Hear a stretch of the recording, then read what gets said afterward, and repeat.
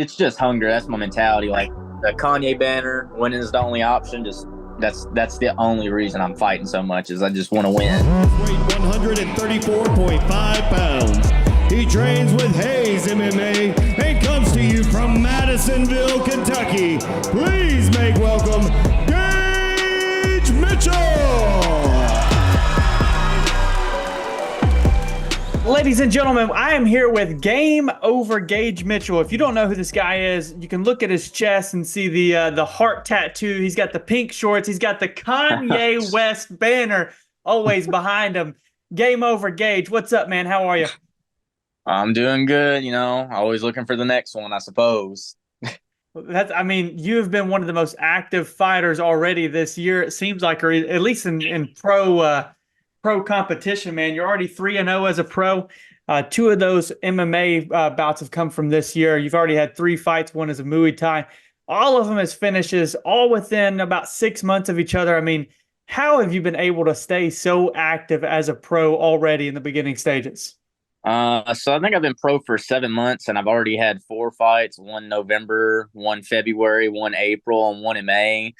The last 2 both super close together, like 6 weeks apart. But I guess it's just the hunger. I knew as soon as I went pro, I was like, all right.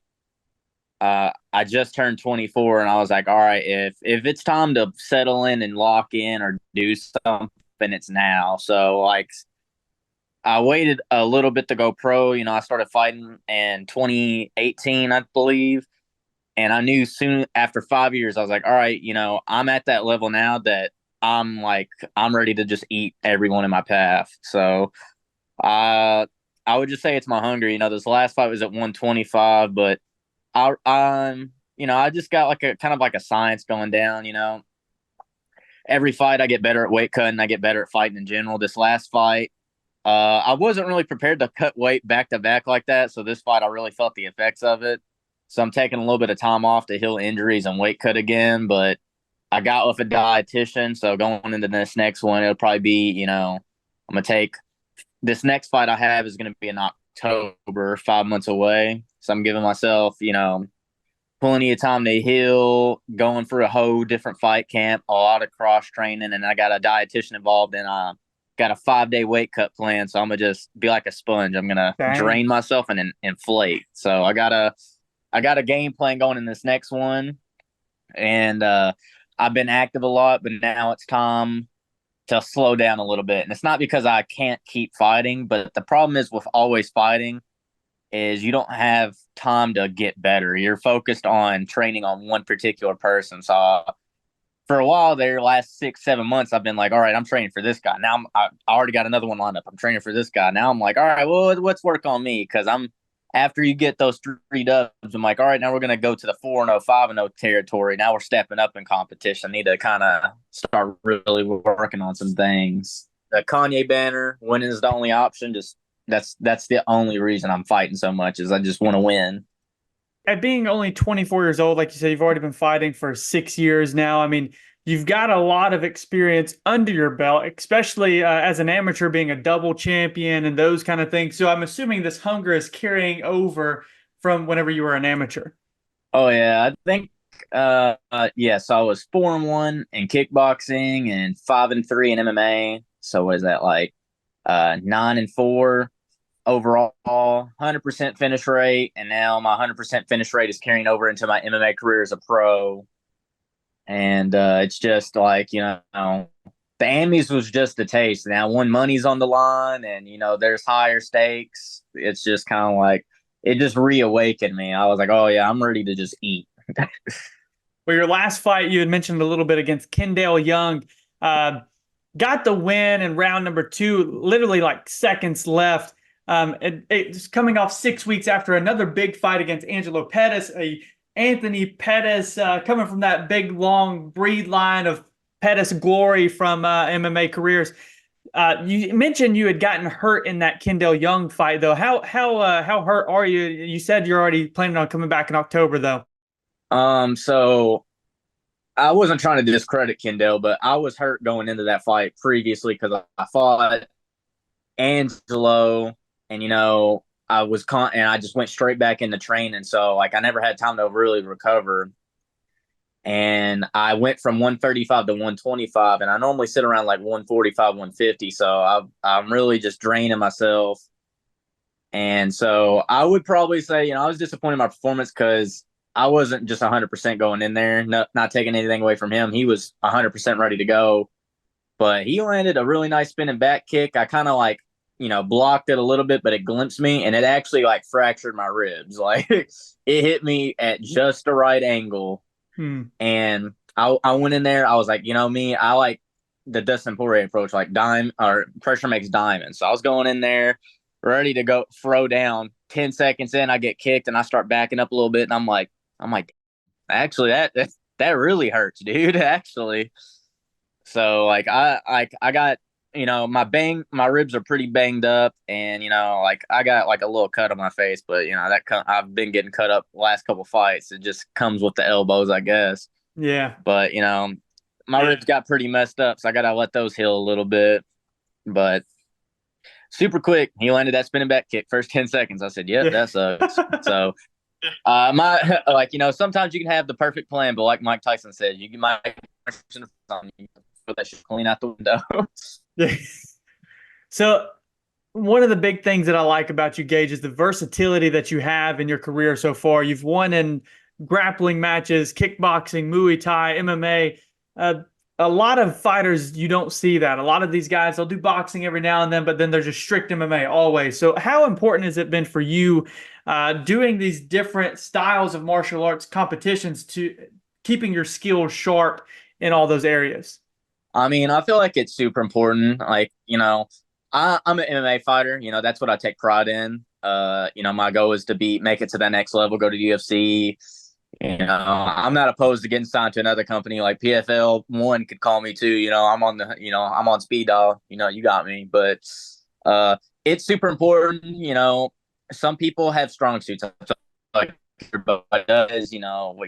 There's wrestlers out there, jiu-jitsu guys out there, but if you never go out there and experience other styles, then how are you going to get better? So like my first pro Muay Thai fight, I did in the 4-ounce gloves because I'm like, all right, well, I'm always wrestling and grappling in my MMA fights. I've never really had a chance to just sit here and bang in these gloves.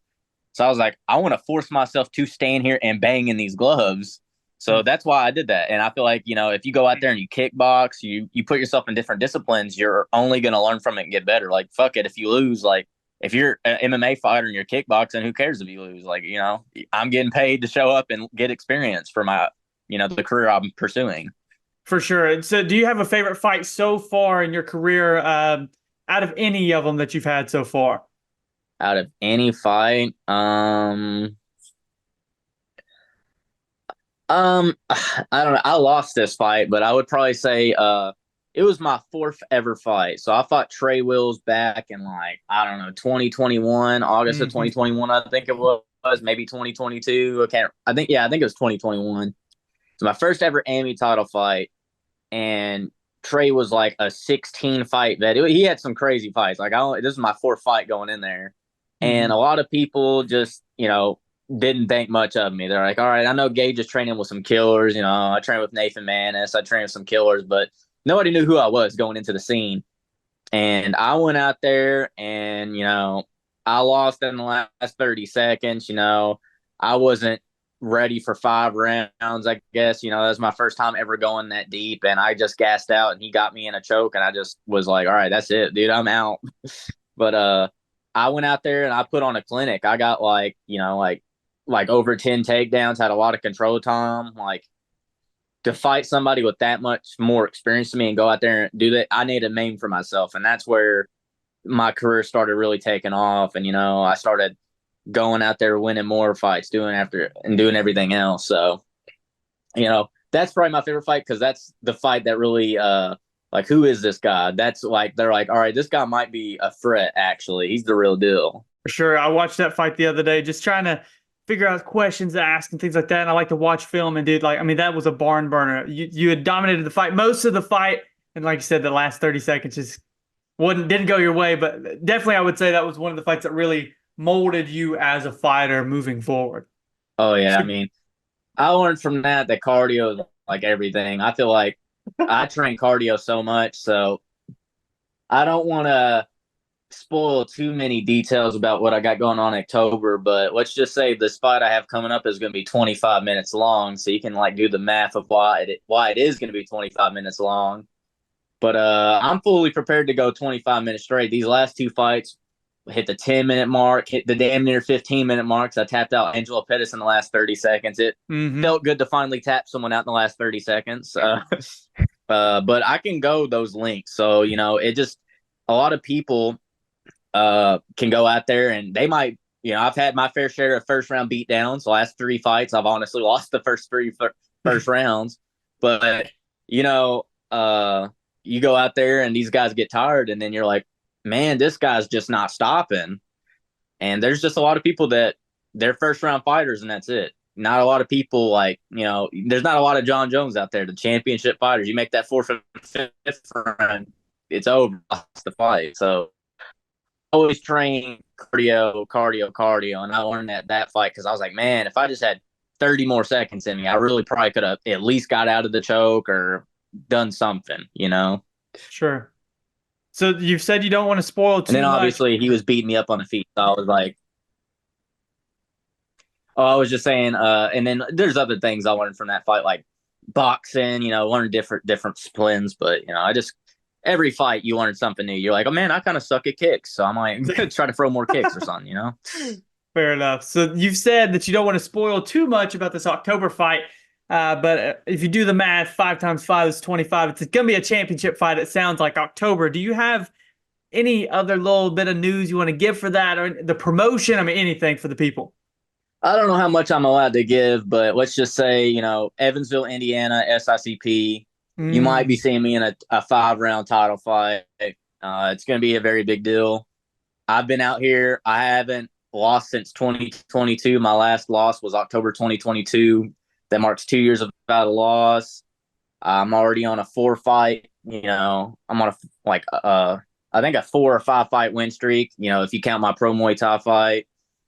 And I just been out here really cleaning up people. So I think and I'm ranked number 2 in Indiana. I'm ranked like number 23 in the Midwest as a fighter entirely. So I definitely feel like, this is my time to shine. Like I've earned this opportunity and I don't care who it is in front of me. I'm not going to say like if I know who it is or whatever, but I'm just saying it could have been somebody 500 plus fights and I'd still fight them. Well, I love it. We got to go to the SICP event this past, whenever it was, March, and it was fantastic. So hopefully we'll be seeing you again in October. Gage, some of my favorite things about the podcast that we do are my rapid fire questions here at the end.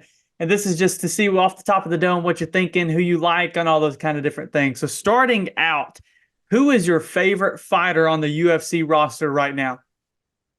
It's a tough question, but I'll just say Nathan Manis. My teammate. Fair enough. Grappling or striking, which one is Gage Mitchell choosing in a fight? Grappling. I feel like it's more effective in a fight. Like if it hits the ground, if you're a good striker and it hits the ground, we're gonna find out if you know how to grapple or not. Fair enough. After a weight cut, you've said you've cut 15, 20 pounds sometimes. What is your go-to meal after that weight cut before fight day? Cheese stuffed crust pizza from Papa John's. All right, to get you hyped up for a song or for a fight, what is your go-to hype up song? Get you ready. I'll mix it up, but I've been listening to Euphoria by Kendrick Lamar lately. There's a lyric in it. He's like, I'm not thinking about the reaper. I'm reaping what I sow. Okay. And I'm just like, yep, I've put in all this time and effort. I'm about to come in here and just clean house. Here you go. In the Mount Rushmore, there's 4 heads on Mount Rushmore. I need your top 4 greatest of all time MMA fighters. John Jones, George St. Pierre, Demetrius Johnson. Oh man, I guess Amanda Nunes. Why not? Wow, I think that's the first time somebody said Amanda on this show. Gage, do you have any shout outs or anything you wanna give here at the end? I'd like to shout out, God first and foremost. I couldn't be where I am without him. my team at Hayes MMA, Nice Guy Submission Tag MMA. Special thanks to Nathan Manis. He beats the hell out of me all the time, so that's good. Shout out to my boy Keiston McLean. I know he's been on here before. You know, he's making some big waves. He's been training with me a lot lately. So, and thank you guys for having me. You know, sometimes I talk a lot, but you know, it just makes it more fun. You know. Well, Gage, it's been a pleasure, man. I know that you are going to be one of the big stars in the region. I can feel it. I've been following you since you were an amateur at the Hub City MMA days, and now seeing you as a pro, 3-0 already on UFC Fight Pass and all those things. It's great to see, number one, but number two, I think you've got a real shot at being one of these big names in the future, especially at such a young age. So I appreciate you taking the time, man, and I can't wait to see where you go. All right. Thank you for having me, man. It was a pleasure. Absolutely.